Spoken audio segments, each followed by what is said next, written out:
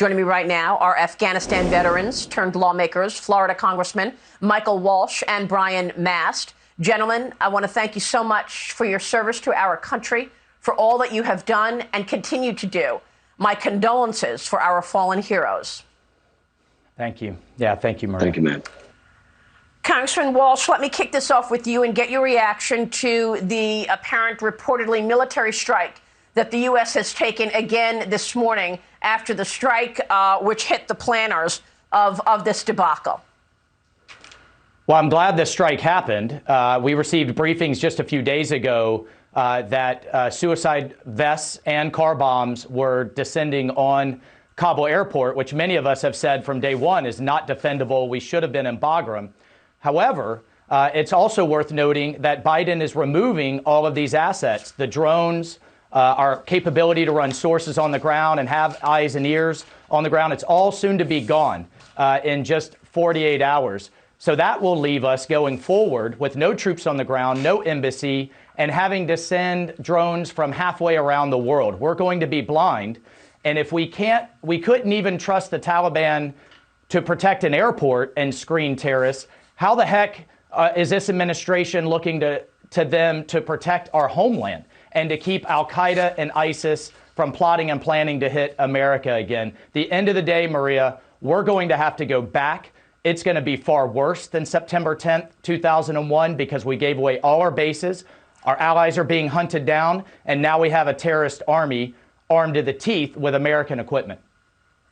This is such an incredibly bad outcome and mistake. Congressman Waltz, you continue to fight for America's rights in your role right now, but we know that you also led the look for Bo Bergdahl back when you were in Afghanistan. I want to get back to that. And Congressman Mast, I want to talk about this decision to close Bagram Air Base, because I know that this was a decision of the Obama administration, and many people say that his former national security team have their fingerprints all over that, in particular Susan Rice, as well as Anthony Blinken and others. But let's talk about what you've done and the incredible service that you've given to our country. You lost both your legs. You lost a finger. It was your job when you were in Afghanistan throughout 2010 to find the bad guys, roll them up, and put them in prison. Your personal reaction, because it has to be personal for both of you, to see these prisoners now let out.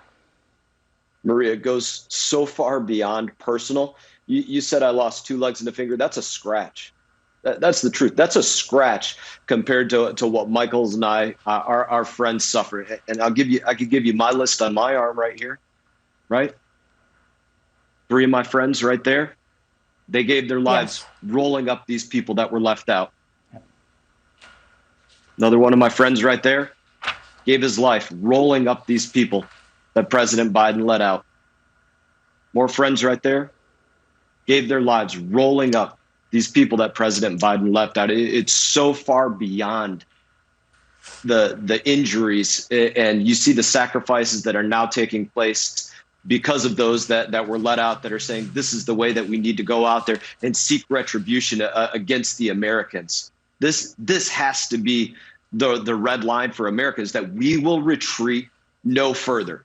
We will not allow this administration to retreat any further. We are Americans. Those people that gave their lives, our friends, and those that gave their lives this week, none of them ever believed that we would seek peace by negotiating with a white flag of surrender. That is not who we are as Americans. That is my reaction. I literally cannot stand it when I think about every one of these friends and so many more.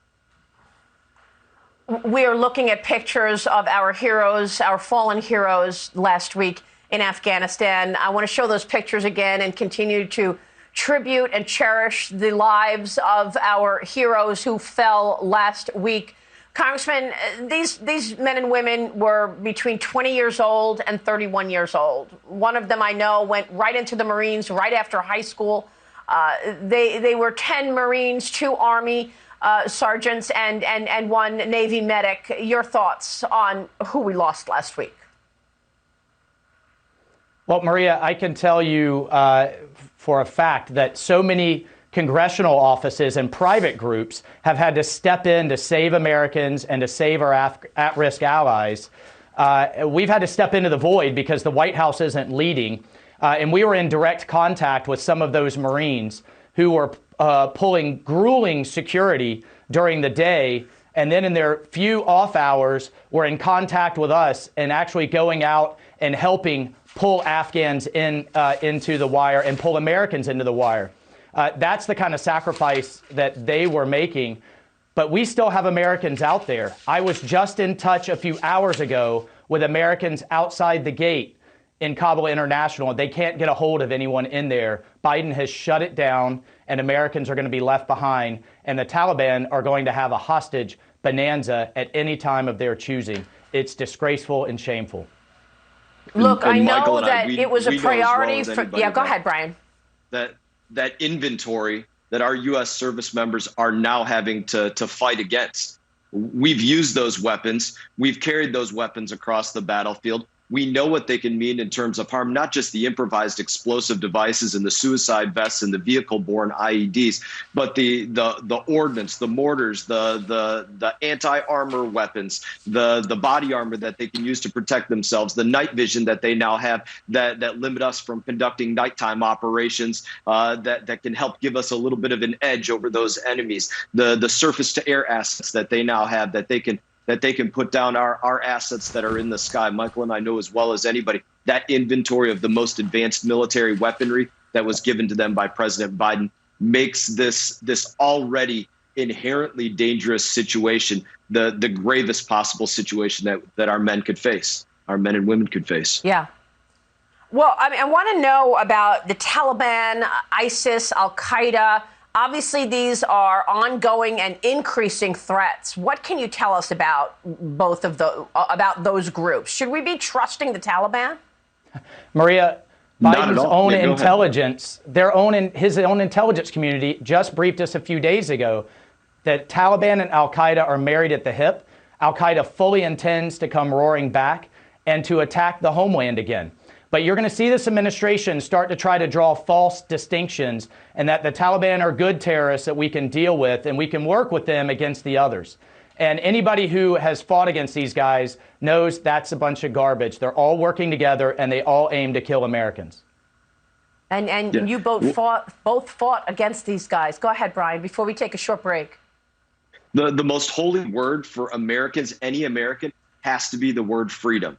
That is the opposite of what every one of those terrorist groups by any name stands for. Al-Qaeda, Taliban, ISIS-K. As Michael said, they're all joined at the hip. They're just running under a slightly different flag, a slightly different banner. We need to stand up for what Americans truly believe is our mantra, is our battle cry. That is freedom. We need to stand up for it with our last breath or not at all. Well, then why would we take down such a strategically placed air base? I want to take a break and then come back to who's accountable. It's hard to talk about this in the smoke of war, the fog of war, but we must connect the dots to China, Iran, Pakistan, and the Obama administration. Welcome back. We are having a discussion this morning with Afghan veterans and Congressman Mike Waltz and Brian Mast.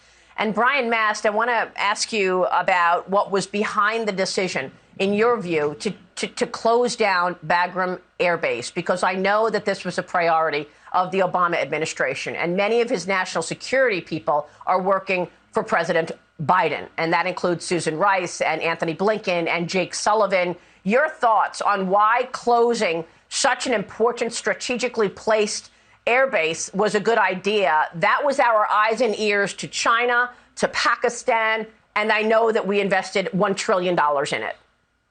Yeah, it's Bagram, it's the embassy, it's every other place, because their mantra was withdraw at any price because of political optics. Reach that 9/11 as your strategic objective, that 9/11 ceremony where they can have a celebration and make a to-do about it, to say, they accomplished something political to get out, not a strategic objective of making America safer, getting our citizens out alive, making our service members in a safer world that they go out there and conduct their operations, making our homeland safer. No strategic objectives met. Their only strategy was to say, how can we make things politically better optically. That was their objective. And obviously, when they tried to do that, they made every aspect of geopolitics and safety across the globe in the most dire possible situation.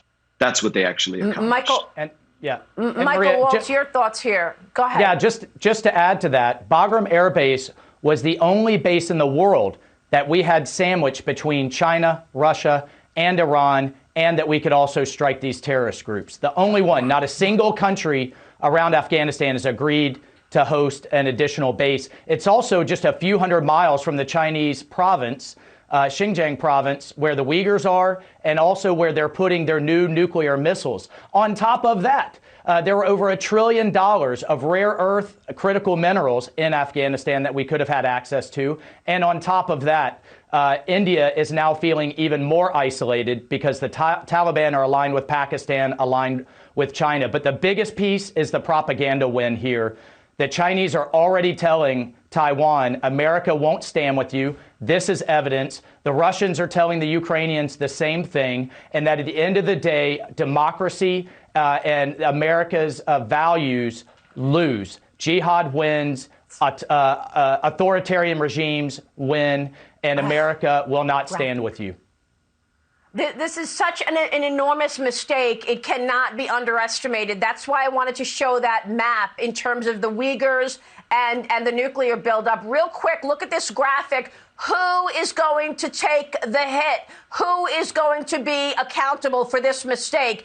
All of these people who are working with Joe Biden, directing his actions, were in the Obama administration. Do you think we'll see anyone accountable for this massive mistake to close a Bagram Air Base? We'll push, Maria, but under Pelosi. They have to account for endangering 10,000 plus Americans, reckless endangerment of 10,000 plus Americans. That needs to be the charge. Gentlemen, thank you so much. Brian Mast, Mike Waltz, it's an honor to speak with you both this morning.